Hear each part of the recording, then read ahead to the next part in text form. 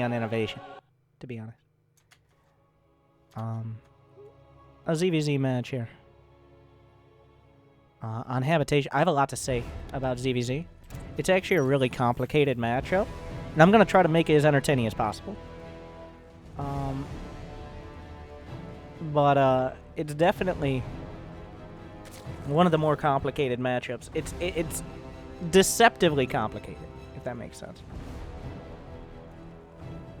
Alright.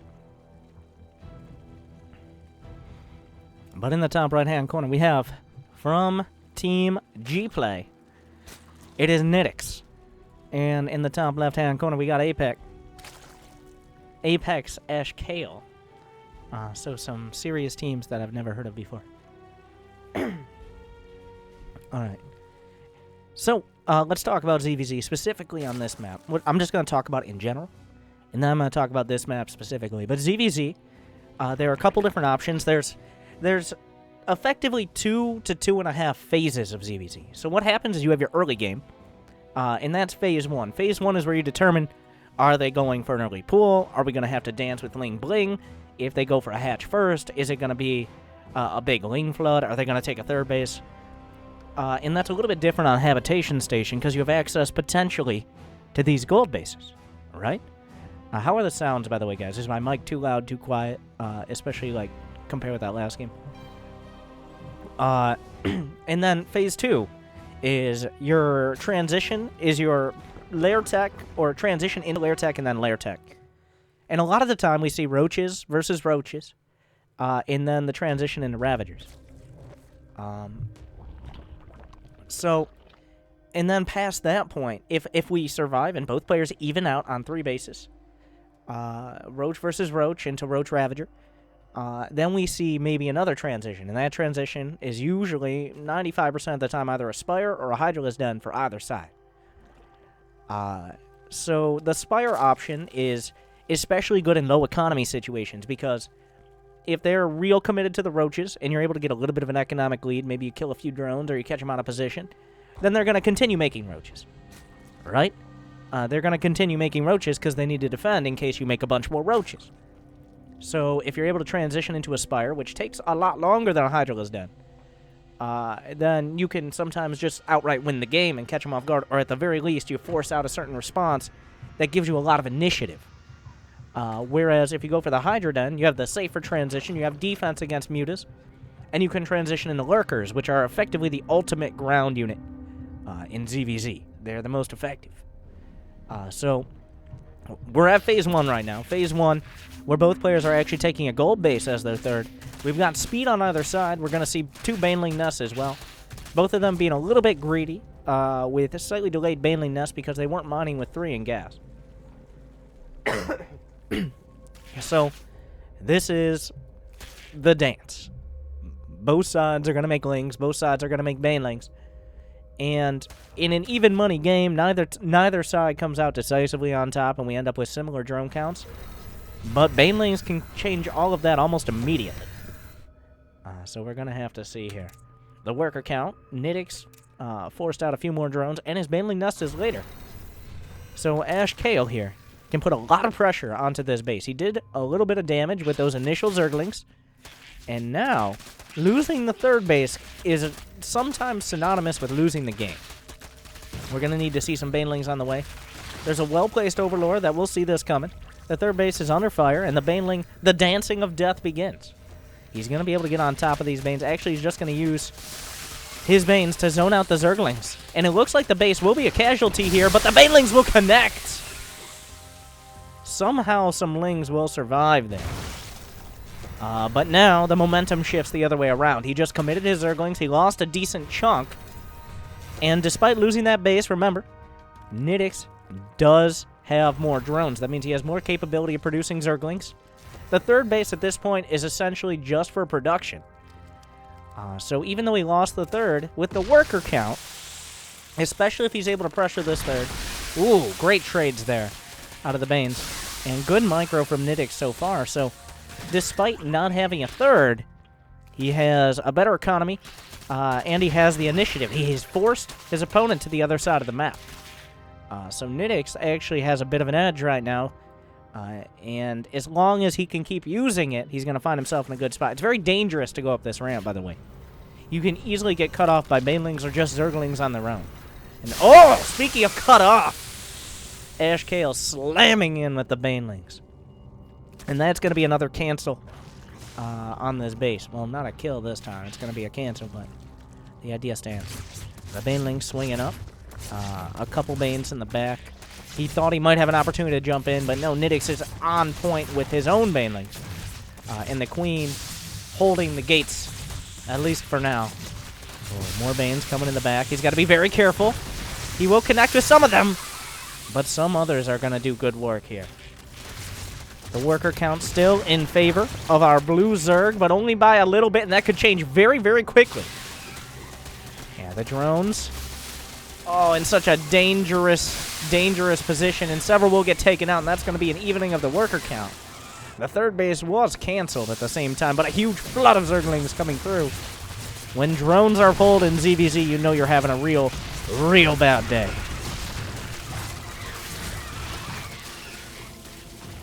Alright. So it looks like the Zerglings, if he doesn't get the Queen, the worker count now going to shift in favor of the player who does have a third.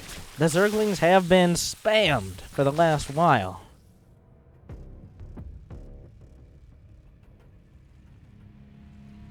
But definitely, it all started with the connections of the Banes as they swung around. The Zerglings of Nidix weren't perfectly controlled. So now we're starting to shift a little bit towards Phase 2. Both players are going towards roaches. Both players have survived the early game. Nidix taking some big damage, but he survived. Only 6 workers have been killed, but that's created enough space to mine from the gold base and to get a worker lead. So Ash Kale definitely has the initiative here. He's making roaches. Neither player confident enough in their economies to go towards a lair. But the wall has been created, and I'm very surprised to see these spine crawlers here. Especially considering that he knows Ash Kale has a third, and that third is a gold base. So the spine crawlers, they can work. They can help. And it looks like Nidix is actually going to opt towards the mutas here, potentially. As right now, he has the double spine, he has the lair, and he has a lot of gas money. Usually, you want to go up to 16 drones. You want to have full mineral economy before investing. In this. But here, he's added on the spines. He's been mining just gas for a while, so it seems like he wants to go the direction of Mutalisks here. Alright. Zerglings have slipped around. He sees there's no fourth base, and maybe be able to slip some Banes in, and that might be something to turn this game around. The Zerglings get into the main base. They'll see the lair morphing. There is no lair out of Ash Kale on the other side. So we'll have to see now. +1 has been committed to. Will we just see Roach speed on the way? Another cancel will be forced out on the third base. Lair has finished. Now is the time. You have to make a decision. As a Zerg player, it's very important. Banelings have slipped in, and he's been able to pick up 3 drone kills. I'm not entirely sure if those were from the Banes or if those were from Zergling run by. But right now, the only advantage for Ash Kale is a significant timing on his roach speed. He's going to have +1. He's going to have roach speed, but he is actually up on workers now, so it's deceiving. The base count is definitely deceiving. The gold base is going to even out the income sum. The Ravagers and the Spine Crawlers are going to help out, but Nidix is not out of this yet. He doesn't have a third, and he needs to get one very soon. 7-8 minutes, you start money out of your main. But with the +1 and with roach speed, he can take a fight. And if he can get close enough to this third, he can actually shoot corrosive miles over the top and help to deny mining, and he can possibly force him up that ramp. There's the +1. We see some shots being fired and shots being landed on the Overlord as well.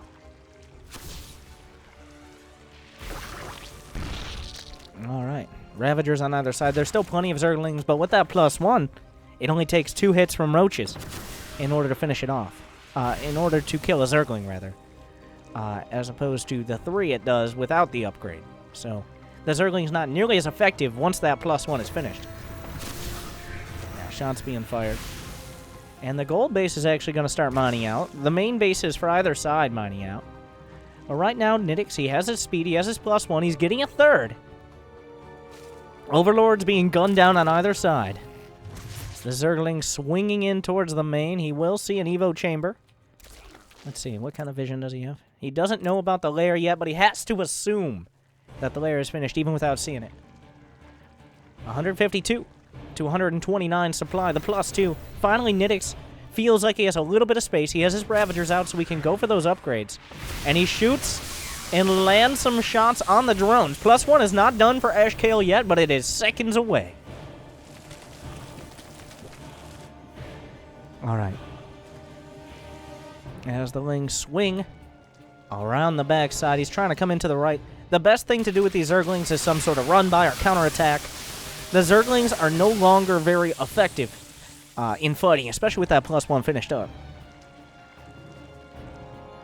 Alright, we have a Hydra's down on the way for Ash Kale.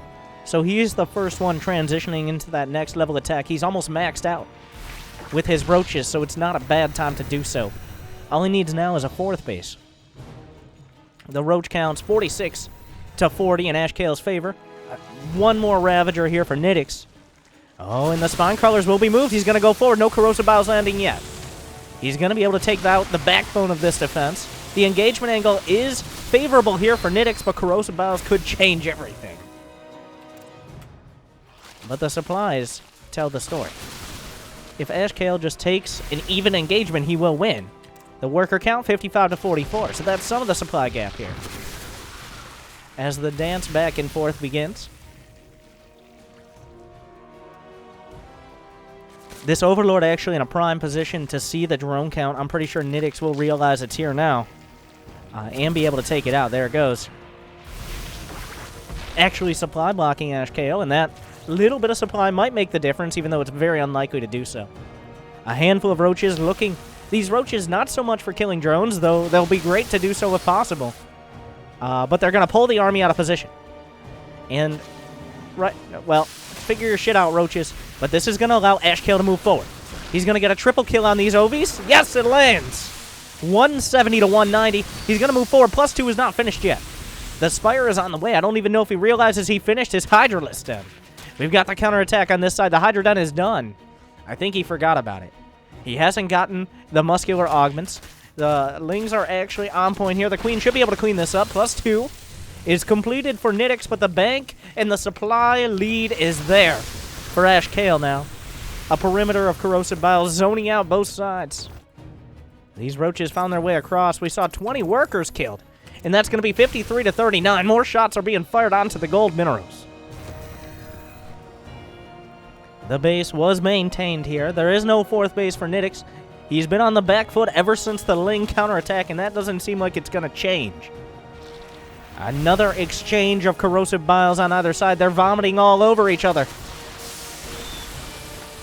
And they'll pull back just in time. But now is the time to fight. 1,800 minerals, 1,100 gas. It's time to go for the Mutalisks. Right now, Ash Kale wants to take a fight, and he doesn't want to lose it too badly, but he wants to free up supply for Mutalisks. 4 Mutas are on the way. He's exchanging blows here with the roaches, and he knows he has the economic lead and he has the tech. Now is the time to fight. You take as good of a fight as possible while still refilling with Mutas. And now that's perfect. He's down to 194 supply, 7 Mutas in the production tab. Just enough to force these Ravagers back without being a massive commitment. Okay, he's going to make a bit of a bigger one. But he has the 4th base, and Nidix, he's been on the back foot. He's been on the back foot. He's about to get knocked over the edge of the cliff as these Mutas find their way in. Oh, whoa, whoa, whoa. Okay. If you get caught at the top of the ramp, that's probably the only way to lose. He's stepping forward instead of back. The Corrosive Biles slam home. But the Mutas are swinging in for Ash Kale. Good micro out of Nidix. He's taking a great fight. But he's not taking it well enough. And the Mutas should make all of the difference. A big roach swell coming up. But once again, the Mutas are going to clean this all up. Most of the army... there are no Carapace upgrades to reduce the glaive damage. So despite taking a nice fight here... Nidix should... Oh! Is he actually going to kill a Muta with Corrosive Bile, something that's never happened in the history of StarCraft? But no, Nidix doesn't even have a Hydralisk Den. This entire army is being picked apart by the Mutalisks. A handful of Roaches will make their way up, but does it really matter? No. 112 to 64 supply. The Roaches evaporate. And now Nidix is scrambling, but there's nothing to scramble to. He should be tapping out any second now, as there is no answer for this flock of Mutas. He just doesn't have the economy. It's 35 drones. He's making Spore Crawlers, but that's a dream. And he will tap out. So Ash Kale with some pretty solid play. He took that initiative. I was talking about the phases. I was talking about the phases of ZVZ. You have your Ling Bane, which Ash Kale won. You have your transition, which Nidix got quicker, but Ash Kale had the economy to back it up. And if you have the economy, you have the production, you have the initiative, then you're able to get that next level of tech, the Spire, the Hydralisk Den, and take a better position on the map and trade. So that way, eventually, you can get the knockout blow. So a pretty good example.